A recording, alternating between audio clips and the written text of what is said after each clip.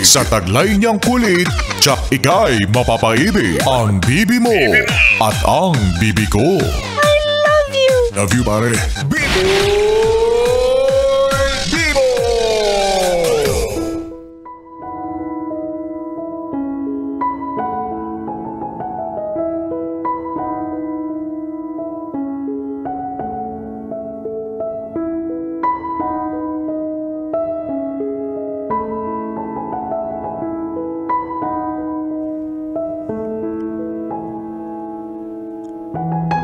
Bibi, pamilyar ka ba sa terminolohiyang 3-month rule?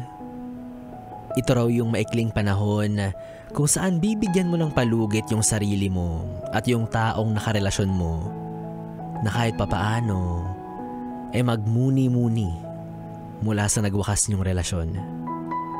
Isa raw itong pagpapakita ng respeto sa nararamdaman mo at dun sa taong minsan ay naging mahalagang parte ng buhay mo. Hindi naman sinasabing sa loob ng 3 buwan magmukmuk ka.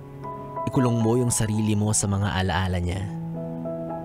Bagkus, give yourselves some time to at least cope up with the feelings you once had with each other. Let's say na it doesn't really have to be 3 months or more, pero it's enough time siguro at this point na nakapag-isip-isip ka na, nahanap mo na ulit yung sarili mo, na-realize mo na talagang malaya ka na sa kanya, o hindi naman kaya, gusto mo pa rin siya.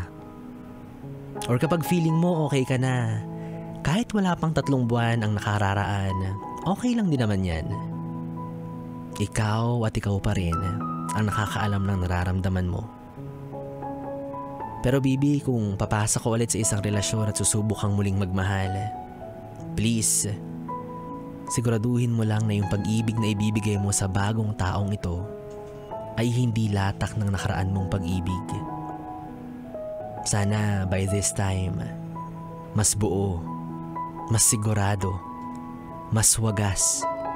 Hindi lang basta panakipbutas para lang makawala ka sa sakit ng nakalipas. Totoo namang time heals. Pero iba-iba pa rin tayo ng paraan at panahon kung paano natin lalagpasan ng isang hamon. Pero kung ako yung tatanungin, bakit pa ako maghihintay ng 3 buwan kung kaya naman kita agad palitan ng mabilisan? Taas ng kumpiyansa ni B-Boy.